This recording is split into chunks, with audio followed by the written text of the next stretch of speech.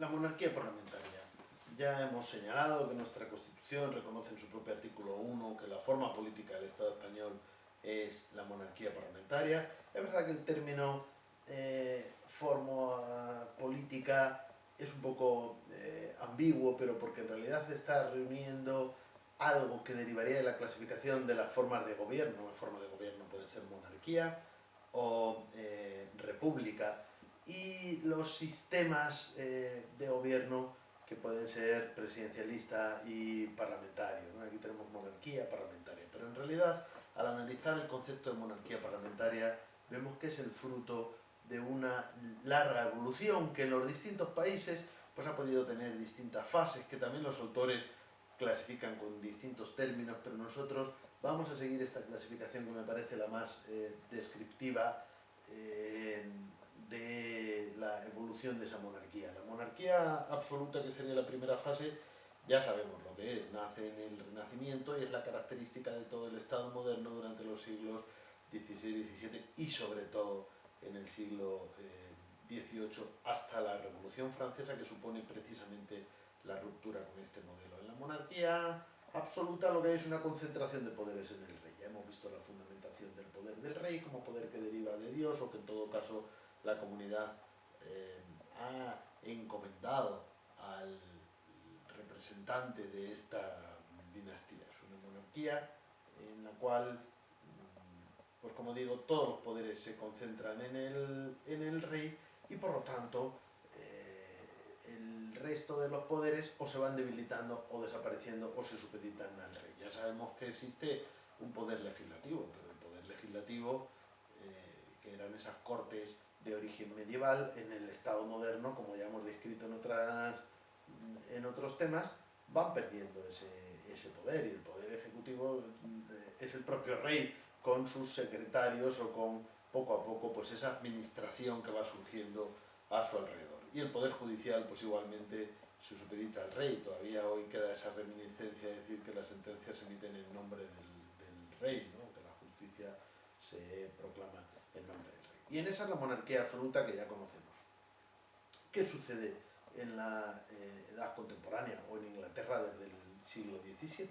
Pues que el rey va perdiendo poderes. El rey se desprende de algunos poderes y, sin embargo, se mantiene todavía el principio general de que el rey va a conservar todos aquellos poderes que no se hayan atribuido expresamente pues al Parlamento, ¿no? Es esa larga pugna de poderes entre el Parlamento y el rey. Yo he dicho que en Inglaterra empieza en el siglo XVII, bueno, sin olvidar antecedentes mucho más remotos como la Carta Magna de 1215, que estaría en el siglo XIII. Quizás es el primer momento en el cual vemos como un documento pone de relieve esa limitación del poder del rey. También lo encontramos en los reinos ibéricos, ¿no? Empezando por las propias Cortes de León, y tenemos aquello que se llamó la Carta Magna leonesa, que es en realidad anterior a la Carta Magna del rey Juan. Bueno, no vamos a entrar en esas disquisiciones. En líneas generales nos ubicamos en el siglo XVII en Inglaterra y a finales del siglo XVIII en Francia, y un poco después en el resto de las monarquías europeas, para ver cómo se rompe con ese principio de monarquía absoluta. En Europa algunos estados van a pasar al modelo republicano, incluso Francia en la propia revolución tiene constituciones monárquicas y luego constituciones republicanas, pero los estados que mantienen la monarquía pues van a pasar a esa monarquía limitada, que ya en Inglaterra existía, como digo, desde el siglo XVII. ¿Y por qué se caracteriza la monarquía limitada? Bien, pues porque, como ya he dicho, el monarca se desprende de algunos poderes, pero no de todos. Ahí, en términos de lo que se llama soberanía, hablaríamos de la llamada soberanía compartida, es decir, el rey con las cortes. Pero partiendo de un principio general de que es el rey el que tiene, por así decir, los poderes residuales, todos aquellos que no se atribuyen expresamente a las cortes. Digamos, el poder procede del rey y este se limita. En cambio, en la monarquía constitucional, tercera fase, se parece a la monarquía limitada en que también ahí se comparte el poder entre el rey y el Parlamento. Pero la gran diferencia es que aquí el principio general ya es el contrario. Aquí se va a partir ya de una soberanía parlamentaria, y el rey va a tener exclusivamente los poderes que le dé la Constitución. Por lo tanto, Por eso se llama monarquía constitucional, porque ya no se presume que el rey tenga un principio general de poderes que luego se vaya a desprender de ellos. No es el rey el que se desprende de los poderes, vamos a decirlo claramente. Más bien, el rey recibe los poderes que la Constitución, obra del soberano, le otorga. Se comparten los poderes, pero aquí, como vemos ya, no se parte de un principio general de una monarquía que tuviera un poder que se limita, sino de un principio general de que es el poder constituyente el que va a distribuir los poderes, y el monarca solo va a tener aquellos que expresamente le atribuye el ordenamiento jurídico. A veces no es fácil, en un caso concreto, pues, señalar cuando encontramos una monarquía limitada y una monarquía constitucional. En el caso español, pues podremos ver cómo constituciones como la Carta de Bayona, que se llama, o sea, el Estatuto de Bayona, que se denomina Carta Otorgada, incluso alguna otra en el siglo XIX, pero muy claramente el Estatuto de Bayona, pues responderían a esa idea de monarquía limitada. Ya no hay una monarquía absoluta, pero es el propio rey el que otorga una carta que concede, un estatuto que concede algunos poderes al Parlamento. En cambio, en el resto del constitucionalismo decimonónico, con alguna excepción y alguna duda, pero en líneas generales hablamos justo al revés, ¿no? Es decir, es la Constitución la que le va a encomendar los poderes al monarca, y aunque éste a veces pueda tener más o menos amplios poderes compartidos con el Parlamento, pero son los que derivan de la Constitución. En cambio, en la monarquía parlamentaria, que es la última fase, que es la que tenemos en la Constitución de 1978, el rey ya carece de todo poder de decisión política. Existe el rey, pero solo tiene un poder simbólico. Todos los poderes de dirección estatal, de orientación política, digamos, van a recaer en el Parlamento, en su caso en el Ejecutivo, pero ya excluyendo al rey. En algunos sistemas, como en la Constitución Española de 1978, el rey ya sale incluso del Poder Ejecutivo, está regulado en otro título de la Constitución, totalmente al margen del Poder Ejecutivo.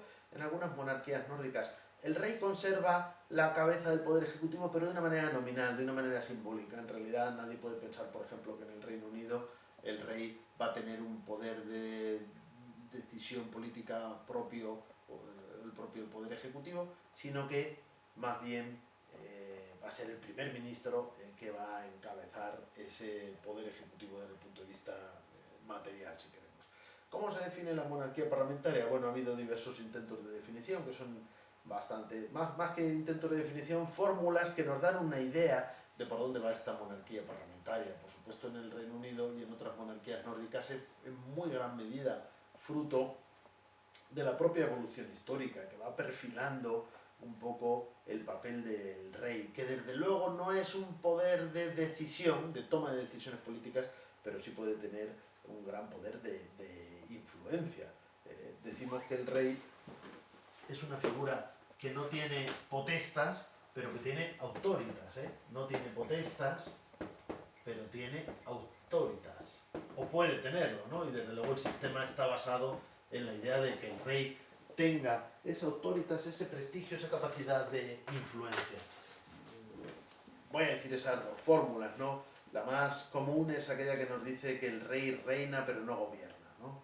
Es una definición de lo que sucede en la monarquía parlamentaria. Ya el rey se aparta de los poderes de decisión política, pero sigue existiendo y sigue estando como primera figura desde el punto de vista simbólico, desde el punto de vista representativo del Estado, como primera magistratura.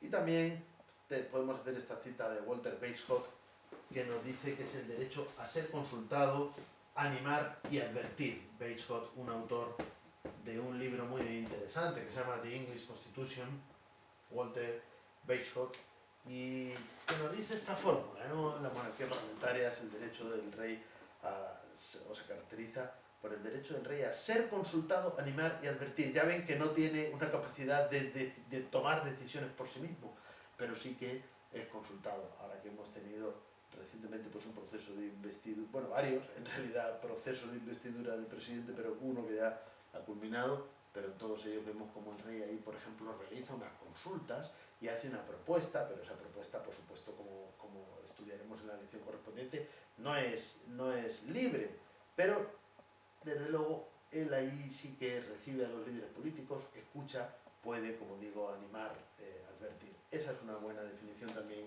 de lo que es la monarquía parlamentaria. Por supuesto, en la lección correspondiente profundizaremos más en esta idea. Ahora, para terminar este epígrafe, pues solamente me permito destacar que en Campus Virtual hay un texto de mi autoría donde pues analizo toda esta evolución histórica, el significado actual de la monarquía parlamentaria y, por supuesto, los retos que se plantean. Porque digamos que todo este proceso, toda esta evolución que aquí estamos analizando es una evolución hacia la racionalización de la monarquía, hacia la democratización, si queremos, de la monarquía. No democratización en términos de que la propia magistratura se vaya a someter a parámetros democráticos, porque sigue siendo vitalicio y hereditario, como todo el mundo sabe, el cargo de rey en todas las, o en la inmensa mayor parte de las monarquías del mundo y de las monarquías, en todas las monarquías occidentales. Por lo tanto, el acceso no es democrático, pero sí que se democratiza en términos de que la monarquía se hace compatible con el Estado democrático. Esta sería un poco la definición o la idea de esa monarquía parlamentaria. Pero, por supuesto, todavía esto, como digo, es fruto de una larga evolución histórica y pueden quedar dudas y pueden quedar espacios que pueden parecer pues, ausentes de control o que supongan privilegios injustificados. Para que la monarquía se haga plenamente compatible con un modelo de Estado democrático basado en el principio de igualdad, etcétera, etcétera, pues quizás quedan cosas por hacer. Se han ido haciendo cosas en los últimos años. En España, por ejemplo, pues se ha incorporado la corona en la regulación de la ley de la transparencia. Una cosa es que el rey pueda, por ejemplo, pues no, distribuir libremente el presupuesto de su casa y familia, como analizaremos, y otra cosa es que esto no tenga que estar sometido a un principio de transparencia y que tenga que ser conocido, ¿no? O la propia prerrogativa de la inviolabilidad del rey, pues hay que ver en qué medida esto se reconduce a lo que son las propias funciones del rey, etcétera, etcétera. Bien, yo hago ahí una serie de propuestas para que pues la monarquía parlamentaria española se adecue a las exigencias actuales de la sociedad en términos de democracia, de transparencia, etcétera, manteniendo lo que es pues, ese modelo de monarquía parlamentaria. Bueno, me remito a ese texto porque aquí no puedo profundizar más y sí que voy a pasar a la siguiente pregunta, que se refiere al Estado autonómico. No me voy a extender demasiado en ella porque naturalmente es solo un avance, por así decir, de lo que luego vamos a estudiar mucho más ampliamente a lo largo de este programa, que es el modelo territorial del Estado español. Ya sabemos, porque esto fue mencionado en su día, que dentro de los estados descentralizados pues tenemos los estados federales y los estados regionales, y que la gran diferencia entre estos es que en los estados federales, que teóricamente eran estados que tenían soberanía y formalmente en algunos casos la conservan, pero en el momento que crean la federación la pierden, pero sí que mantienen su propia constitución y su propia estructura de poderes íntegra, legislativo, ejecutivo y judicial. En cambio, en el Estado regional, más bien la norma suprema de la región pues es el estatuto de autonomía, que viene otorgado, digamos, por el poder central, y su distribución de poderes normalmente se caracteriza solo por un ejecutivo más legislativo, capacidad legislativa porque hay autonomía política, pero no ejecutiva. El Estado español, según estas características, se nos aproximaría al modelo regional, pero también tiene otras del Estado federal. Para empezar, si nos damos cuenta, los estatutos de autonomía de las comunidades,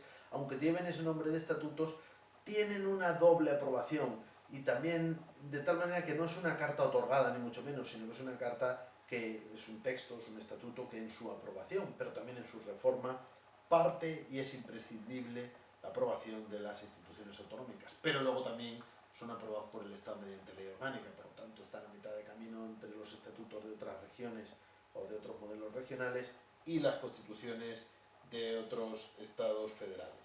Pero, por supuesto, las comunidades autónomas carecen de poder constituyente, por lo tanto, y carecen también de poder judicial, por lo tanto, eso es lo que nos separa de un Estado federal. Bien, cuando la Constitución se aprobó, pues hubo muchas dudas sobre el modelo, sobre la manera de definirlo, sobre sus características.